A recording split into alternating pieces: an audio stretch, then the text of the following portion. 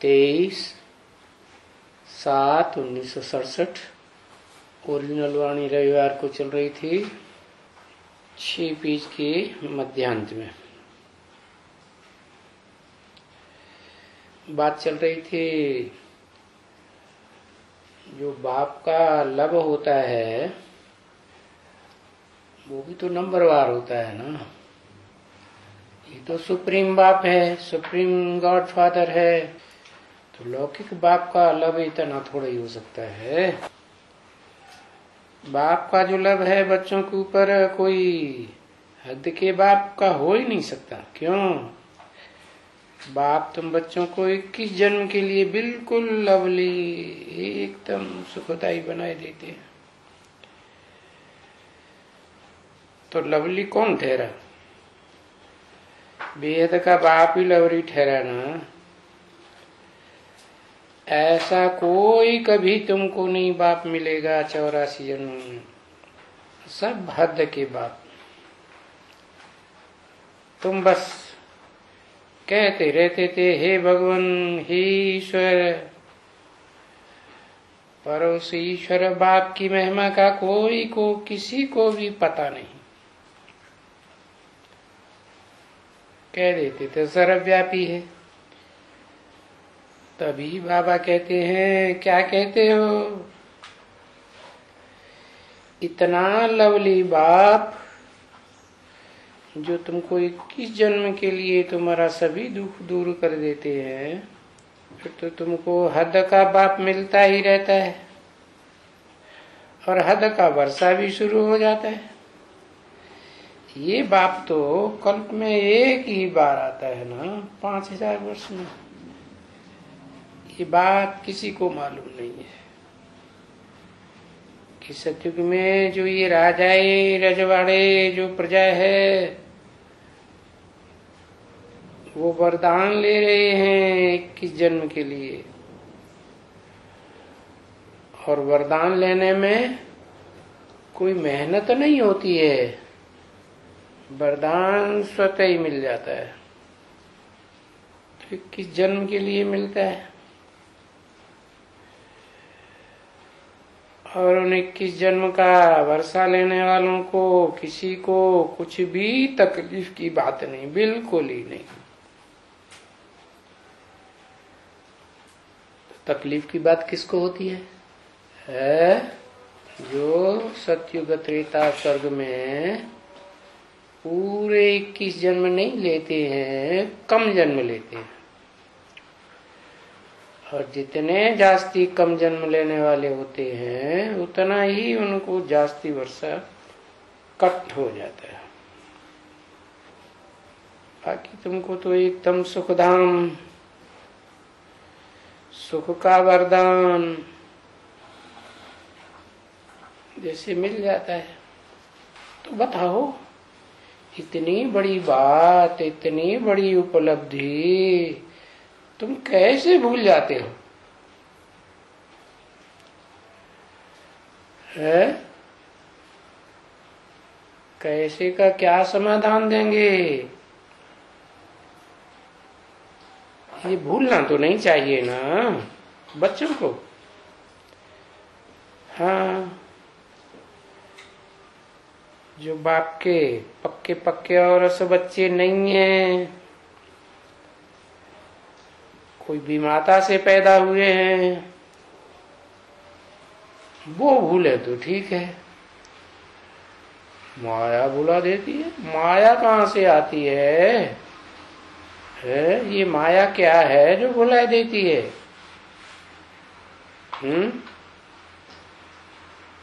ये pump and show वाली माया है। ये ऐसा पाम्प एंड शो फैलाती है कि तुम क्षणभंगुर सुख में ही फंस जाते हो। सुख का वरदान 21 जन्म वाला भूल जाते हो। नहीं तो बेहद के बाप का वर्षा जैसे मिलता है तो ऐसा वर्षा तो कहीं मिल ही नहीं सकता। तो देखो कैसे भूल जाते हैं। इतना जो समझाते हैं कोई बड़ी बात समझाते हैं क्या? सीधी सी बात है, बेहद के बाप से बेहद का वर्षा मिलता है, हद के बाप से हद का वर्षा मिलता है। आधा घंटा बैठ करके समझाते हैं, सो भी याद नहीं रहता।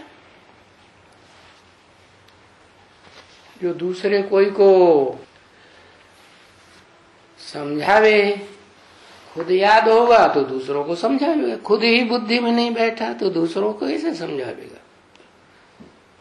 तो समझते हैं बाबा का बोड़ा मारते हैं हमारा पुरुषार्थ ऊंचा करने के लिए।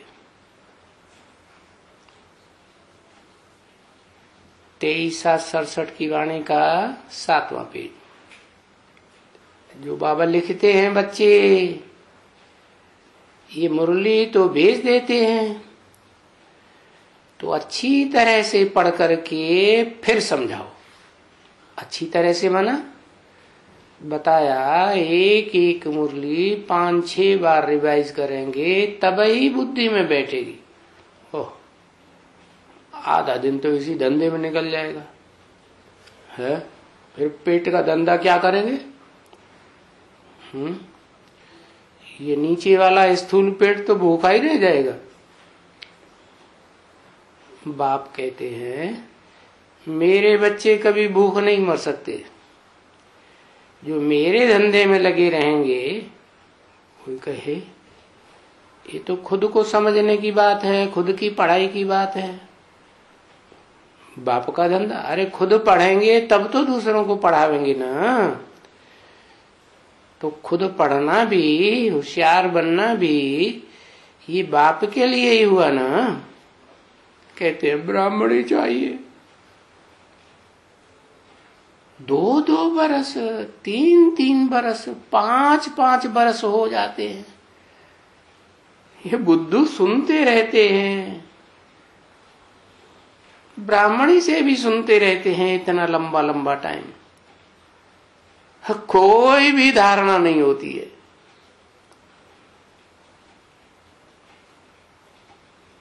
जो फिर दूसरे को ये आखानी जाकर सुनावे 84 जन्मों की कथा लक्ष्मी नारायण की, ऐसे तो सत्यनारायण की आखानी तो मनुष्य जो बदनाम होते हैं वो भी याद कर लेते हैं। किसकी कहानी है? नारायण तो बहुतों के नाम हैं, नंबरवार नारायण की डायनेस्टी चलती है सतयुग में, लेकिन जिसका गायन है सत्यनारायण वो तो एक ही है। वो एक की ही जीवन कहानी की कथा है, और वो भी वो कोई सतयुग के आदि में नहीं होता। वास्तव में सतयुग की शुरुआत जिसके द्वारा होती है, सतयुग का फर्स्ट नारायण जिससे जन्म लेता है, वो है आदि नारायण सत्यनारायण। तो आखानियां तो बहुत होती हैं बच्चे, जो भी नंबरवार नारायण बनते हैं उनकी आखानियां बनती रहती हैं। बैठ करके सुनाते हैं, क्या क्या सुनाते रहते हैं, फिर रोते भी हैं उनकी आखानी सुनाए सुनाए के। हाय हुसे हम न हुए, हाय हुसे हम न हुए। आखानियां पता है किसको कहते हैं? आखानियां कथा को कहते हैं। कथा जीवन कहानी, जीवन कहानी को आखानी कहा जाता है। तो बैठ बैठ करके बच्चे जो जिस नारायण के फॉलोअर होते हैं वो सुनाते हैं, सुनाते हैं, सुनते हैं, सुन करके आखानी फट से उनको याद आ जाती है। तो ये तो बहुत सहज भी है ना। देखो फिर भी बुद्धि में बैठती नहीं है। कौन सी कहानी? सत्यनारायण की कहानी। सब तो सत्य नहीं होंगे एक जैसे। 100% सच्चा नारायण तो एक ही होगा ना। तो रोज रोज लिखता रहता हूं। अरे भाई सुनते हो? कुछ नहीं बुद्धि में बैठता है क्या? पत्थर बुद्धि हो क्या? कोई ऐसे नहीं आती जो ये आखानी आकर के फिर म्यूजियम में या कहीं और कहीं निकालता, वहां जाकर के सुना भी, या अपने ही घर में कोई दूसरे को समझाते रहे। कुछ भी नहीं करते, बस रट्टा लगाया। ब्राह्मण चाहिए, ब्राह्मणी चाहिए, ब्राह्मणी चाहिए, रट्टा लगाते हैं। ब्राह्मणी चाहिए, 3-3 बरस 4-4 बरस पढ़ते हैं। ब्राह्मणी चाहिए, ब्राह्मणी चाहिए। अरे फिर तुम अभी तक पढ़ते क्या हो? क्या सिर्फ अलफ ही पढ़ाते रहते हो? एक अलफ की पढ़ाई ही पढ़ते रहते हो? 2-2 4-4 बरस। अरे तुम अलफ को नहीं समझ सकते हो? है? अलफ किसे कहा जाता है? खड़े डंडे को अलफ कहा जाता है, पड़े डंडे को बे कहा जाता है। तो खड़ा कौन रहता है? वही सत्यनारायण की कथा है ना। वो आदि से अंत तक इस षष्ठी रूपी रंगमंच पर खड़ा ही रहता है। फिर गिरता कौन है? वो गिरता है जिसे कहते हैं बे। बे माना पड़ा डंडा। शूटिंग पीरियड में ये बात कैसे लागू होगी? कौन गिर गया? कौन खड़ा रहा है? अरे यज्ञ के याद में जो भाग गया वो जैसे पड़ गया, युद्ध क्षेत्र में से हार गया ना। और जो मरते मरते मर गया, क्या शिवाजी क्या कहते थे?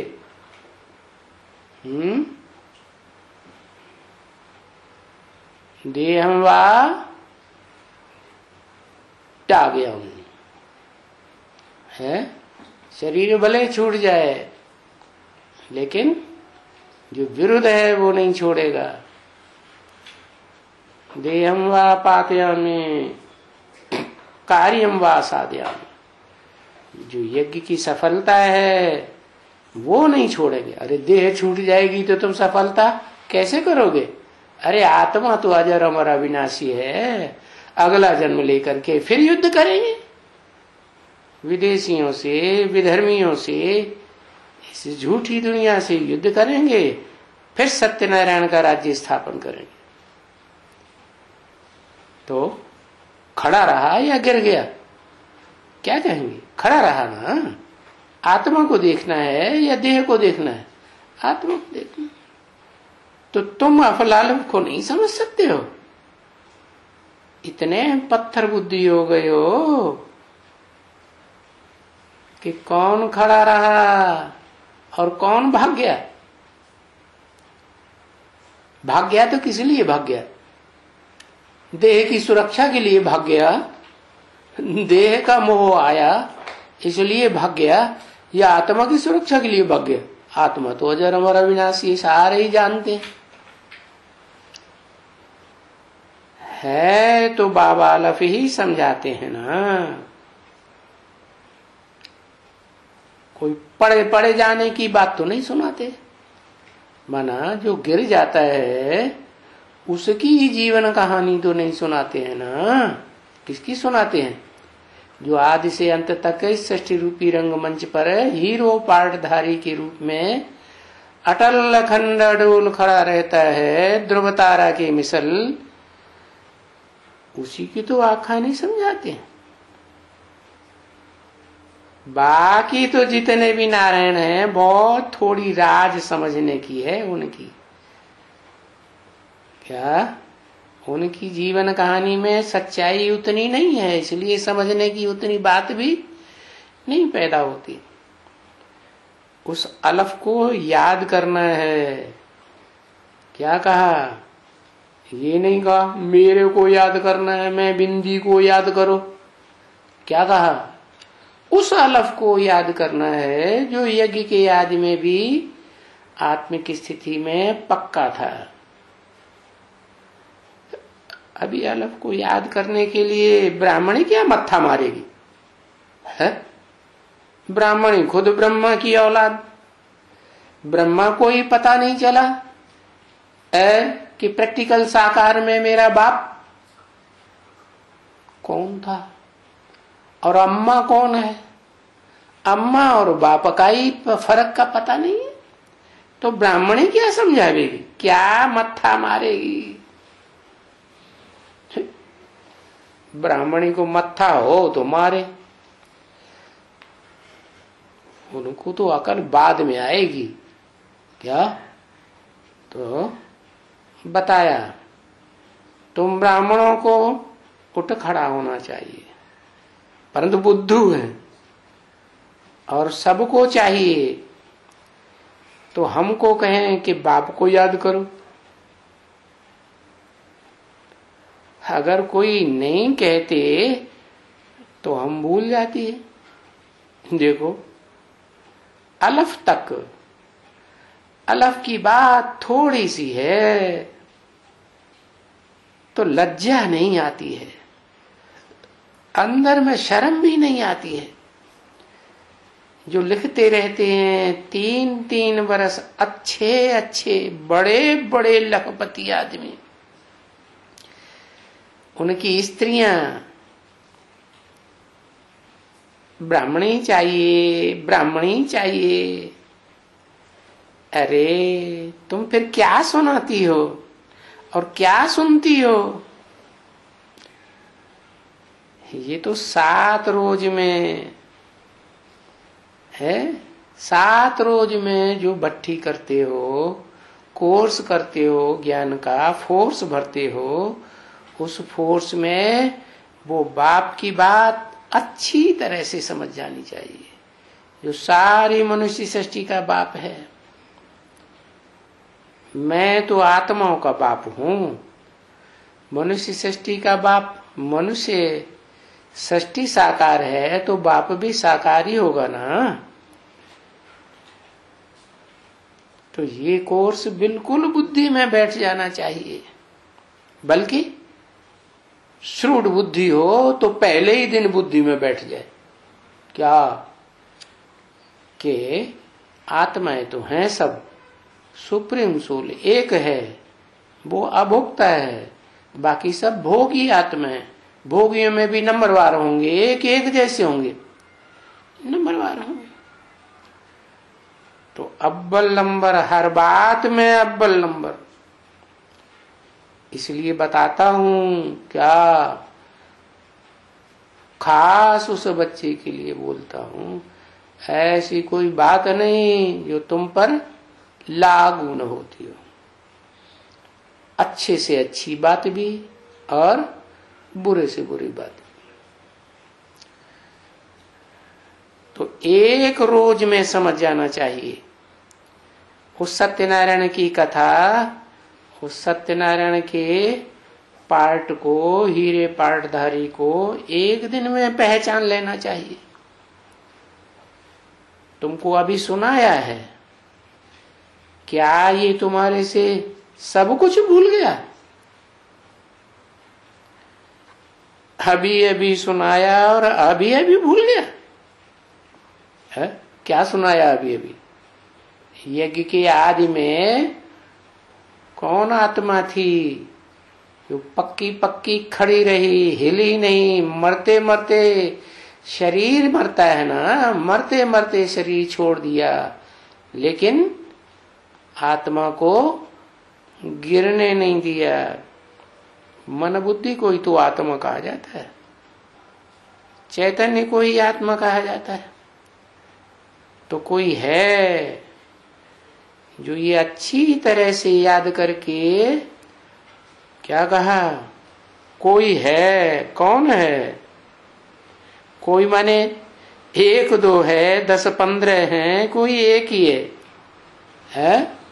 बताया कोई है जो अच्छी तरह से याद करके दूसरे को बैठ करके समझावे, उनकी बुद्धि में बैठ जाएगा। क्या कहा? ऐसे नहीं कहा कि इसकी बुद्धि में बैठ जाएगा, नहीं, दूर करके बता दिया, उनकी बुद्धि में बैठ जाएगा। ऐसा कोई है? कब बैठ जाएगा? है कोई टाइम निश्चित बताया? हाँ, वो टाइम भी बता दिया मुरली में। क्या? 10 वर्ष में पुरानी दुनिया का विनाश, पुरानी ब्राह्मणों की दुनिया का विनाश। इतनी बड़ी दुनिया का विनाश नहीं, जो ब्राह्मण षष्ठी स्थापन हो रही है उसका विनाश शुरू होगा और नई दुनिया की स्थापना हो जाएगी। और उसमें लक्ष्मी नारायण का जन्म भी, माने प्रत्यक्षता रूपी जन्म की बात है, वो हद के जन्म की बात नहीं है। यहाँ तो सारा बेहद का ज्ञान है, परंतु ये भूल जाती है। ये माने कौन? ये ब्राह्मण ही भूल जाती है, या तो इन्हें लज्जा आती है। कौन सी ब्राह्मणी को लज्जा आती है उसका परिचय देने के लिए? कोई ब्राह्मणी है जिसको बहुत लज्जा आती है दूसरों को परिचय देने में, अंदर अंदर से इसका मतलब जानती भी है। जगदम्बा है लड्डू, जगदम्बा खुद ही छोड़ के भाग गई लक्ष्मी में है। तो ये खुद ही भूल जाती है, या तो भूल नहीं जाती है, जानती तो है अंदर में, लेकिन दूसरों को सुनाने में आय हाय हाय लज्जा आती है। क्यों लज्जा? किस बात की? अरे सच्चाई का, सत्यनारायण का परिचय देने में लज्जा क्यों आती है? किस बात की लज्जा है? अरे दूसरे कुल की है इसलिए लज्जा आती है। तो कन्याएं तो दूसरे कुल की होती हैं, ब्राह्मणियां मोस्टली। ब्राह्मणियां ज्यादा, माताएं सरेंडर होती हैं, और माताओं को तो बता दिया ढाल। ढाल तो गेंडे की चमड़ी की होती है, उनकी तो बुद्धि रूपी चमड़ी बहुत मोटी, वो क्या ज्ञान सुना पाएंगे गहराई से। ये तो कन्याओं को तलवार बताया, माताएं तो मोटी चमड़ी की ढाल हो गई, वो क्या सुनाएंगी? तो लज्जा, क्यों लज्जा आती है? अरे क्या सच्चाई बताने में लज्जा आती है? क्यों आती है सच्चाई बताने में? तो शेरनी होकर के बताना चाहिए है। अरे भारत की कन्याओं माताओं में लज्जा रहती है, किस बात की? अपने पति का नाम तक नहीं लेती है। तो जरूर जिस ब्राह्मणी को लज्जा आती है, इसलिए दूसरों को सुनाई नहीं पाती है, तो लज्जा आने वाली के कारण ये तो अच्छी बात है ना। भारतीय कन्या को लज्जा होना ये तो उनका आभूषण है ना। लज्जा आती है, क्या होते हैं? बाबा बंडर खाते हैं, माने ब्रह्मा बाबा को समझ में नहीं आता है। क्या ये ब्रह्मा कुमारियां समाज समझाए नहीं? अरे तुम खुद ही नहीं समझाए पाते, फिर शिव बाबा को भी बंडर आता है। क्या होता है? अरे शिव बाबा कभी शिव ज्योति बिंदु कभी कन्या बने हो तो पता चले है, वो तो परम पुरुष है, तो वो खुद ही कन्या समझ करके फिदा होते हैं। तो बाबा बंडर खाते हैं। ऐसी सहज बात बाबा को तो बंडर लगती है और सहज भी लगती है। अच्छा भाई टोली ले आओ। समझ नहीं आया कुछ भी। टोली क्यों मंगाई? ब्रह्मा बाबा की मगज में कुछ भी नहीं बैठा, टोली याद आ जाती। लाओ, छोटे बच्चे को क्या याद आता? लेमन जूस लाओ, लेमन जूस। मीठी मीठी आखानी आकर के समझाते, बच्ची सहज आखानी समझाते हैं। कितनी मीठी आखानी है, लज्जा बज्जा की सारी बात बताए देते हैं। 5 5 6 6 8 8 बरस पड़ती है। क्या कहा? कितने कितने साल लेता है? हैं? कोई 5 5 साल, कोई 8 8 साल। किसको 8 साल हुए? है? अरे 67 से गिनो ना। 8 साल, 68 69 70 71 72 73 74 75, 8 साल हो गए। 8 8 साल बैठ पढ़ती है, इतना ज्ञान पढ़ती है। और यहाँ पूरी एकदम पत्थर बुद्धि। तभी तो ये ऐसा होता है। यहाँ माने कहाँ है? यहाँ हाँ, बेसिक नॉलेज में जब तक रहते हैं तो एकदम पत्थर बुद्धि। तभी तो ये ऐसा होता है ना। कैसा होता है? कि जो खास उमंग उत्साह देने वाली शक्तियां कही जाती हैं, जिनके आधार पर राजधानी स्थापन होती है, उनमें पत्थर बुद्धि तो चाहिए ना। कौन हुई पत्थर बुद्धि? दोनों ही पत्थर बुद्धि हो गई। जो सरेंडर है वो भी पत्थर बुद्धि, जो बाहर से आती है पूंछ बन करके वो तो है ही बच्चा बुद्धि। कौन? जगदम्बा। तो ऐसी चाहिए तो ना, कि नहीं चाहिए? नहीं चाहिए। नहीं तो भला दास दासियां ये कहां से आएंगी? ओहो, है? लक्ष्मी की बात थोड़ा ही बताई, जगदम्बा की बात बताई। जगदम्बा भी तो पढ़ती है। क्या? जगदम्बा बाहर से आके पढ़ती है, लक्ष्मी अंदर सरेंडर होके पढ़ती है। पढ़ती तो दोनों हैं। लेकिन बात बताई कि हाँ चाहिए। कैसी चाहिए? पत्थर बुद्धि चाहिए।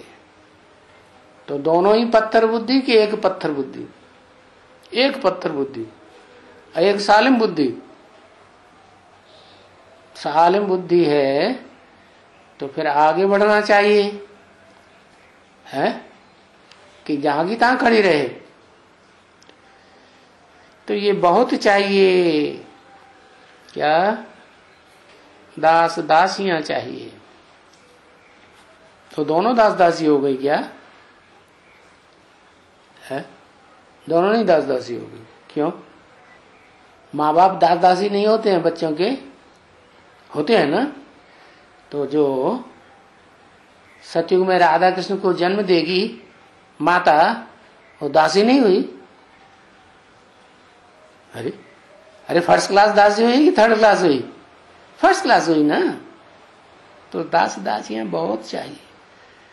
बाबा डायरेक्शन देते हैं लेकिन कर नहीं पाते।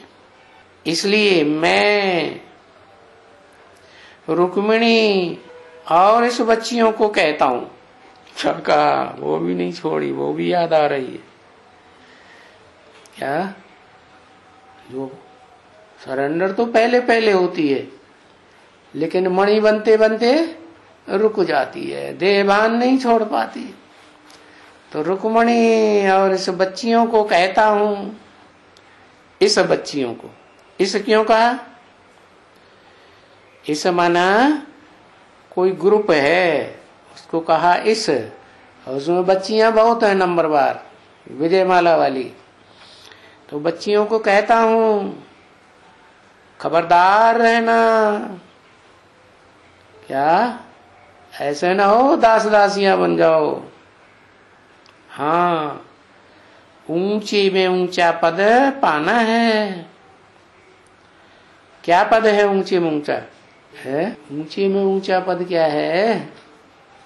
नर से नारायण बनना। ऊंचे में ऊंचा पद क्या है? नर से नारायण बनना है। एक जन्म में स्त्री, एक जन्म में पुरुष बनते हैं। तो जो नारायण बनेंगे, नर से नारायण, ऊंचे ते ऊंचा पद हुआ ना। ऊंचे ते ऊंचा पद, लक्ष्मी का पद ऊंचा होता है ना, और पुरुष से भी ऊंचा। अरे अरे कौन हुआ? आंखें फाड़ फाड़ के देख रहे, बताते नहीं। लक्ष्मी से भी ऊंचा पद नारायण का हुआ ना। जबकि बाप आए हैं पढ़ाने के लिए, जानते हो, अच्छी तरह से बाप पढ़ाते हैं। अच्छी तरह से क्या होता है? और सामान्य तरीके से क्या होता है? सामान्य तरीके से होता है बेसिक नॉलेज पढ़ाना, A B C D E F G, अ आई ई उ क की कुकू है। ये हुआ बेसिक नॉलेज। और फिर एडवांस ज्ञान, ऊंची स्टेज की पढ़ाई, सुप्रीम टीचर बन करके पढ़ाते हैं। तो अच्छी तरह से पढ़ाते हैं। ऐसे तो कोई मनुष्य होता ही नहीं जो मनुष्य को बाप भी कहे और टीचर भी कहे और गुरु भी कहे, और एक ही हो। और फिर गाया भी जाता है, सर्व का सदगति दाता, भाई पुरानी से नई बनाने वाला। सदगुरु तो सबसे ऊंचा माना जाता है ना, बाप से भी ऊंचा, माता से भी ऊंचा। माँ बाप की भी बात नहीं मानेंगे, सदगुरु की बात मानेंगे। तो सदगति दाता पुरानी दुनिया को नया बनाने वाला। नई होती है तो पुरानी होती है क्या? नहीं, वो नई को ही पुराना बनना है। दुनिया में है ना बच्चे, स्वर्ग इस दुनिया में होते हैं ना, तो घर भी ऐसा होना चाहिए जहां अशांत हो, वहां रहने की दिल ही नहीं होती है। क्या दिल कहाँ होती है? जहां सुख और शांति होती है वहां दिल होती है। जहां शांति नहीं होती है वहां दुख जरूर होगा, तो शांति नहीं। सिकिल दे रूहानी बच्चों प्रति। अरे रूहानी है तो रूह ही होगा ना, क्योंकि आत्मा ही तो सुनती है। क्या रूहानी स्टेज नहीं होगी, थोड़ा भी देहभान होगा, क्या अपनी देह के प्रति, दूसरे की देह के प्रति, देह के पदार्थों के प्रति बुद्धि जाती होगी, तो आत्मा सुनी अनसुनी करेगी कि पूरा सुनेगी? है देहधारियों घड़ी घड़ी बुद्धि आती रहती है, आत्मा सुनेगी नहीं सब कुछ। अभी समझ गए बच्चे कि आत्मा ही शरीर लेती है और आत्मा ही सब कुछ पार्ट बजाती है, अच्छा भी बुरा भी, सुख देने का भी दुख देने का भी। आत्मा ही शरीर धारण करती है, आत्मा ही शरीर छोड़ती है। शरीर छोड़ती है फिर पार्ट बजाती है। क्या शरीर छोड़ती है? शरीर छोड़ती है? मृत्यु हो जाती है तो शरीर छोड़ती है? छोड़ती है? अरे छोड़ती है क्या? शरीर छोड़ती है? अरे सूक्ष्म शरीर साथ जाता है कि नहीं? शरीर छोड़ती है तो सूक्ष्म शरीर साथ रहता है। कब तक साथ रहता है? जब तक मां के गर्भ में बच्चा जो है पूरा शरीर धारण न कर ले। पिंड, क्या जो पिंड तैयार होता है निर्जीव, वो जब तक पूरा शरीर धारण न कर ले और जन्म लेकर के बाहर आने के बावजूद भी सूक्ष्म शरीर से बाहर आना जाना करती है। पर जब समझदार होती है थोड़ा थोड़ा तो सूक्ष्म शरीर छूट जाता है। फिर उसको अनुभूति आ जाती है कि मैं माँ का बच्चा हूँ, बाप का बच्चा हूँ। वो सूक्ष्म शरीर वो तो इनका बच्चा नहीं है। तो फिर छोड़ती है, पार्ट बजाती है, बार बार ऐसे पार्ट बजाती है। और आत्मा ही पूर्व जन्म के, चोरी के, कसाई के, विद्वान पंडित आचार्य के या राजाई के संस्कार भी ले जाती है। क्या? जिसके चोरी चकारी के संस्कार होंगे पूर्व जन्म के, वो अगले जन्म में भी क्या करेगा? वो चोरी करेगा। अपनी प्रवृत्ति जल्दी छोड़ता नहीं। तो संस्कार भी आत्मा ही ले जाती है। तो ये भी तो संस्कार देखो, ये संस्कार अच्छे अच्छे ज्ञान युक्त कौन भरता है? बाप ही भरते हैं। बाप ही आत्मा में ये संस्कार भरते हैं। क्योंकि अच्छे से अच्छा कौन है?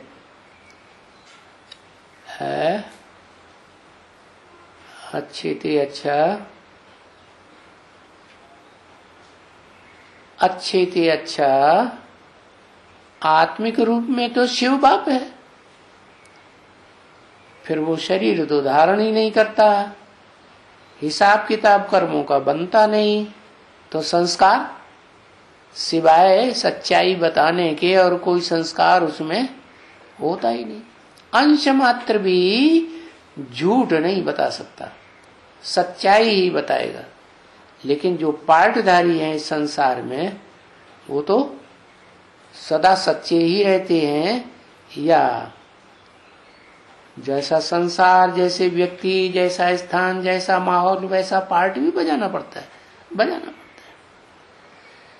तो ये संस्कार देखो बाप आत्मा में भरते हैं। तो अच्छे संस्कार कौन सा बाप भरता है?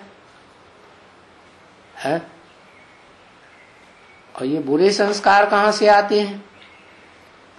बुरे संस्कार आते हैं धर्म पिताओं से, और अच्छे संस्कार आते हैं जिस एक मनुष्य सृष्टि के बाप ने सुप्रीम सोल से ज्ञान के संस्कार भरे हैं, उसके द्वारा अच्छे संस्कार आत्मा में, दैवीय संस्कार आते हैं। क्योंकि बाप के भी तो आत्मा में ही है ना,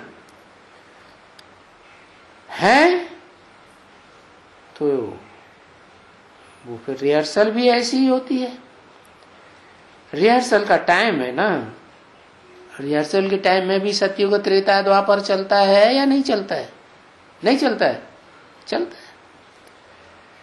शरीर न है तो भी संस्कार भरे हुए हैं। देखो ऐसा होता है, शरीर न है। स्थूल शरीर की बात बताई है, स्थूल शरीर नहीं है तो भी संस्कार भरे हुए हैं। देखो कैसे सूक्ष्म शरीर में संस्कार भरे हुए हैं। तो ये सीखे कहाँ से है? जरूर किसी ने सिखाया होगा ना। माता पिता ही सिखाते हैं ना, माता पिता ही संस्कार भरते हैं बच्चों में। माँ बाप के संस्कार बच्चों में जाते हैं। तब ही कहा जाता है कि वो सदगुरु है। कौन? वो मन दूर क्यों कर दिया? जो बोलने वाला है वो कौन बोल रहा है? वो बोल रहा है शिव। उसे सदगुरु नहीं कहा जाता। सत्य और असत्य तब कहा जाए जब कब जब इस साकार सृष्टि में साकार पार्ट बजाए, क्योंकि सत्य को फिर असत्य से टैली करना पड़े, नहीं तो पता कैसे चले ये सत्य है। भविष्यगत पार्ट के लिए तो बताया कि पहले बाप का पार्ट, फिर टीचर का पार्ट, फिर सदगुरु का पार्ट अंत में। तो वो सदगुरु है। सदगुरु मिला दलाल, सुंदर मेला कर दिया। आत्मा परमात्मा लय अलग रहे बहुकाल। उनका कोई गुरु नहीं होता। क्या गुरु तो साकार, दलाल होगा तो साकार में होगा ना। निराकार आत्मा हाँ भले साकार शरीर तो धारण करती हैं, तो निराकार साकार का कंबाइंड हो गया, कॉम्बिनेशन भोगी आत्माओं के लिए। लेकिन वो भी जो धारण करती हैं, किससे धारण करती हैं? सदगुरु से। सदगुरु मिला दलाल, वो सदगुरु है। गुरु माने दलाल, बिचौलिया है। काहे काहे का बिचौलिया? निराकार और साकार रूप में पार्ट बजाने वाली आत्माओं का बिचौलिया है। उनका कोई गुरु नहीं है, उनको कोई भी सिखाने वाला नहीं है। माना गुरु माने उससे ज्यादा बजनी कोई है नहीं। तो कौन सा ग्रह है जिसको बहुत बजनी दिखाते हैं? है किसको दिखाते हैं? कोई ग्रह है नवग्रहों में से जो बहुत वजनी दिखाते हैं? है बृहस्पति। तो बृहस्पति माना बहुत बड़ा गुरु है, क्योंकि असुरों का गुरु शुक्राचार्य दिखाते हैं है, और तांत्रिकों का गुरु रे दिखाते हैं, जो कंपन वगैरह। तो बाप कहते हैं कि बाप का वो बाप है। मन कौन से बाप का बाप है? वो कौन बाप का बाप है? कौन से बाप का बाप है? मनुष्य सृष्टि का बाप कौन है? प्रजापिता ब्रह्मा। लेकिन प्रजापिता तो शरीर छोड़ गया, जिसके द्वारा ज्ञान का बीज डाला गया। तो फिर कौन हुआ है? अरे वो तो पूर्व जन्म की बात हो गई ना, बीज डालने वाले की। फिर कौन हुआ? सारी प्रजा का पिता।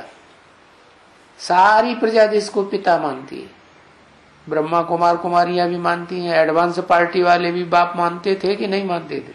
मानते थे। और सारी दुनिया भी बाप मानेगी तो कौन है? तेरे की नहीं है शंकर बाप है। शंकर को तो ताऊ बताया है, बाप कहां से हो गया है? बाप का भी बड़ा भाई, उसको कहते हैं ताऊ। हाँ हाँ, ब्रह्मा, सारी सृष्टि ब्रह्मा से ही पैदा होती है। उसको टाइटल मिला हुआ है प्रजापिता ब्रह्मा। संस्था का नाम क्या रखा? पहले रखा था ब्रह्मा कुमारी, वो रखा था दादा लेखराज ब्रह्मा ने और ब्रह्मा कुमारियों ने। फिर बाबा ने आके संभाला, क्या प्रजापिता शब्द डालो, ये तुम्हारा टाइटल हो गया। वो तो गया पहले वाला। तो वो बाप है, और बाप का भी बाप है वो, ये नहीं। माने है तो ये सारी सृष्टि का बाप है ब्रह्मा। ब्रह्मा से ही सारी सृष्टि जन्म लेती है, लेकिन वो बाप का भी बाप है। तो वो अलग हो गया। और इस बाप, ये बाप है, इस ये अलग हो गया जो सारी सृष्टि का, सारी मनुष्य सृष्टि ब्राह्मण बनेगी तो ये बाप हुआ ना, बाप भी है माँ भी है, बाप का टाइटल तो मिला हुआ है, उनका कोई बाप नहीं है। उनका माने है हाँ, जो इसका भी बाप है, जिसने इसको भी जन्म दिया कि तुम ब्रह्मा हो, तुम्हें, अरे भाई तुम्हें सतयुग में प्रिंस के रूप में, फर्स्ट प्रिंस के रूप में पार्ट बजाना है तो तुम्हारा भी बाप हो गया। तुम्हारा माने है, बच्चे कहेंगे तुम्हारा भी बाप हो गया। किसको? ब्रह्मा को। बाकी उनका कोई बाप नहीं, कुछ भी नहीं है उनका बाप। अरे शिव बाप है कि नहीं है? शिव बाप है, लेकिन वो तो साकार में है नहीं, वो तो निराकारी स्टेज में रहता है सदाकाल, इसलिए सदा शिव कहा जाता है। तो मीठे मीठे सिकिल दे रूहानी बच्चों प्रति, क्या मीठे मीठे क्यों कहते हैं? मीठे मीठे क्यों कहते हैं?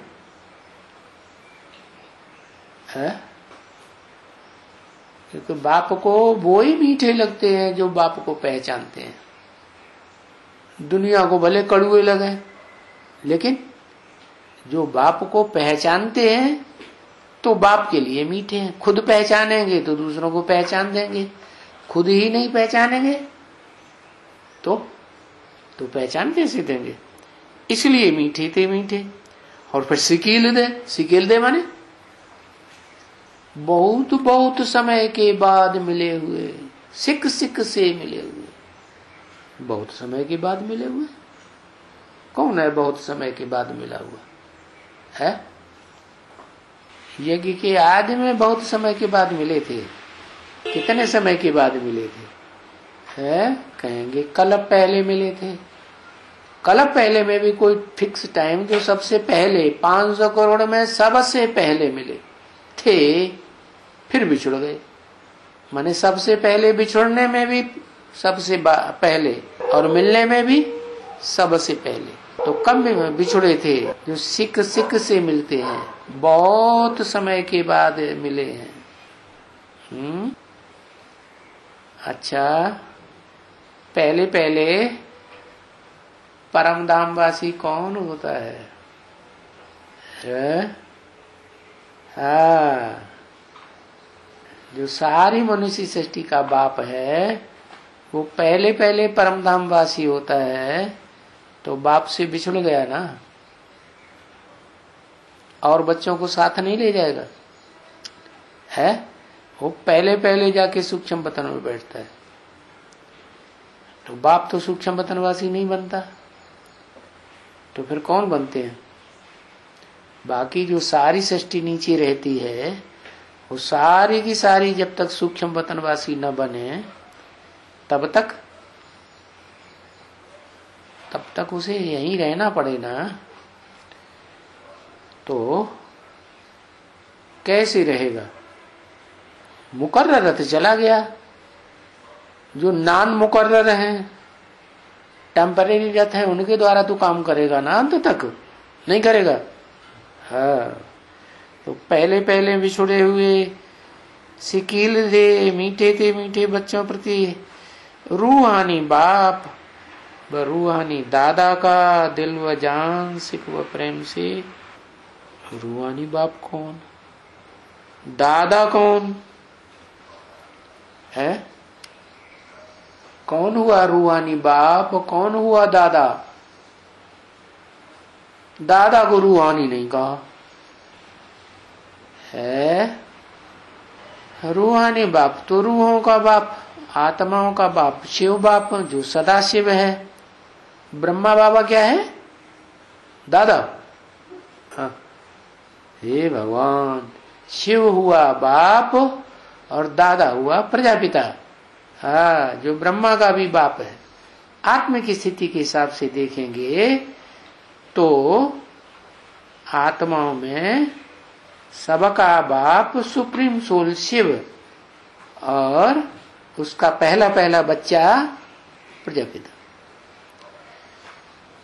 तो नंबरवार पुरुषार्थ अनुसार याद प्यार, क्या जो जो रूहानी स्टेज में टिकते जाएं उनके नंबर बन गए।